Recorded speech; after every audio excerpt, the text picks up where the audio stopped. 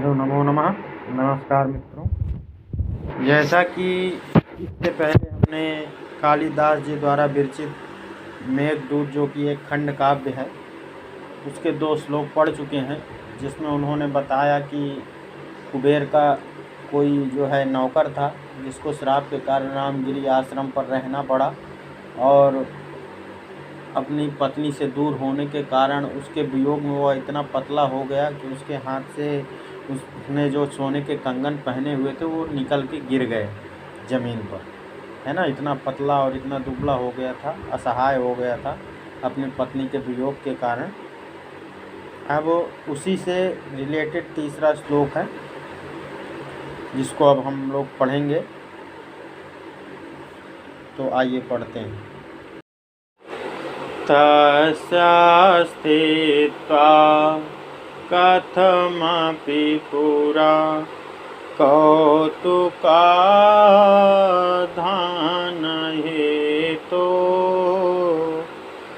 अन्तर्वाष्पश्चिरमनुचरो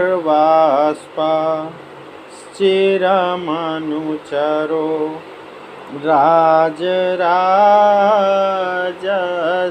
दध्यौ मेघालोके भवति सुखिनो प्यन्नथा वृत्तिचेता कंठाश्लेषा प्रणयिनी जने किं पुनर्दूरसंस्थे।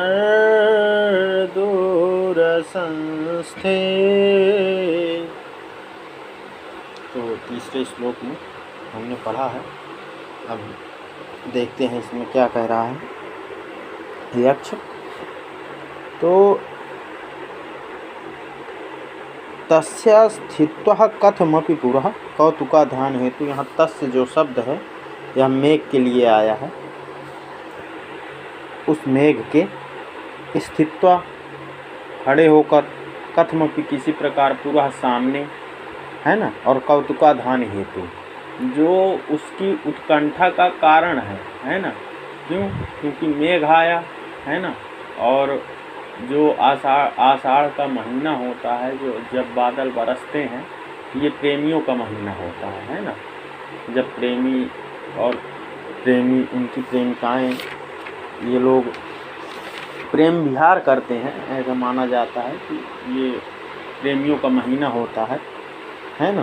तो तस्य स्थित्वा कथम पुरा, उसके सामने किसी प्रकार जो है स्थित होकर या खड़े होकर, जो उसकी कौतुकाधान हेतु, उसकी उत्कंठा का, है ना, जो उसके अंदर एक उत्कंठा है, वो अपनी पत्नी से अलग है और उसके दुख में है, उसके वियोग में है।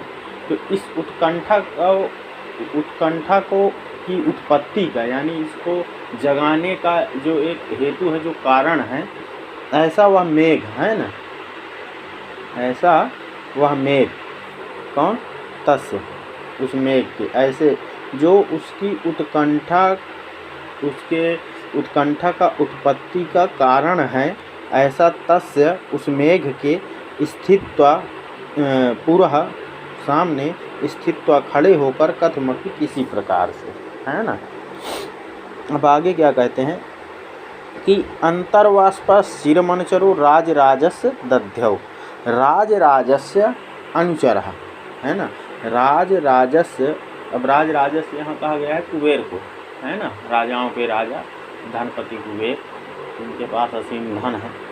तो ऐसे राजाओं के राजा जो धनपति कुबेर का अनुचर है, वही यक्ष, है ना, उनका गुप्तचर है या नौकर है जो यक्ष, वह चिर, बहुत काल तक, है ना, बहुत समय से, यानी बहुत जो है, चिर का मतलब होता है बहुत समय से, अंतर्वाष्प, अपने अंदर ही अंदर जो वाष्पित हो रहे हैं, जो आंसू उसके अंदर जो है भरे हुए हैं, उनको लिए हुए वह दध्यौ, भय चिंतायाम धातु है, और बहुत देर तक मतलब जो है उसी वियोग में और कुछ सोच रहा था, है ना।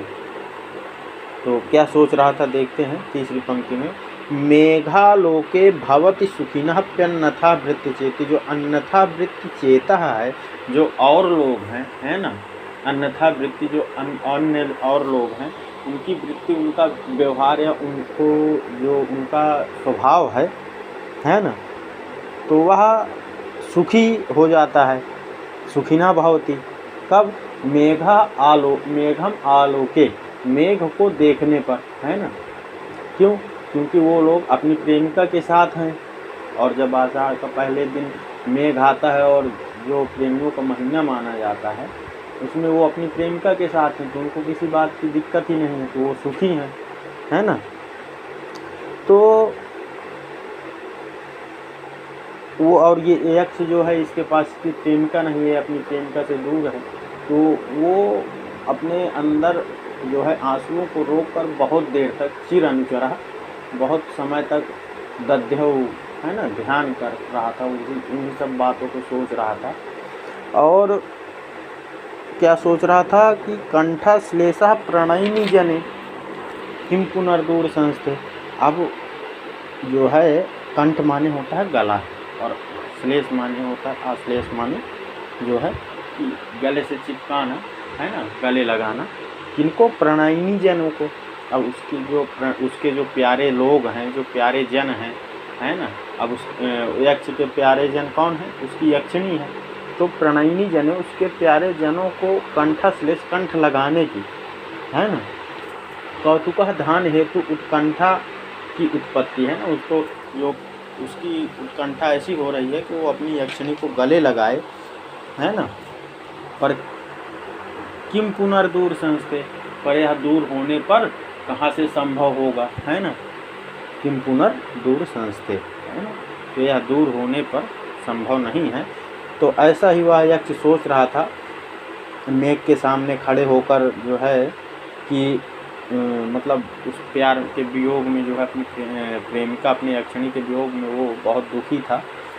और मेघ को जब उसने देखा, तो वो मेघ उसके उस प्रेम को जगाने का हेतु, कारण बन गया, है ना, उसको उत्कंठा का कारण बन गया। और उसी के सामने वह बहुत देर तक खड़े होकर अपने आंसुओं को रोक कर, वह राजस कुबेर का जो अनुचर था, और दध्यौ, बड़े ध्यान से जो है उसी बातों को सब सोचते हुए, वह उसी मेघ की तरफ देख के कहता है कि मेघालोके भवति सुखिनो प्यन्यथा वृत्ति चेता। मेघ को देखने पर हो जाते हैं सुखी जो अन्यथा वृत्ति चेत वाले हैं, जो मतलब और जो प्रेमी हैं, है ना, तो वो जो है उस मेघ को देखकर सुखी होते हैं। क्यों? क्योंकि ये उनके प्रेम का समय हो जाता है ना। और ये यक्ष जो है, यह अपनी पत्नी के वियोग में है, बहुत दूर है, और इसकी उत्कंठा हो रही कि अपने पत्नी को, अपने प्रणयिनी जन को, अपने प्रियतमा को जो है कंठाश्लेष, गले लगाना चाहता है, पर यह संभव नहीं है।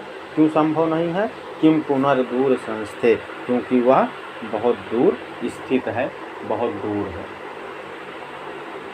धन्यवाद।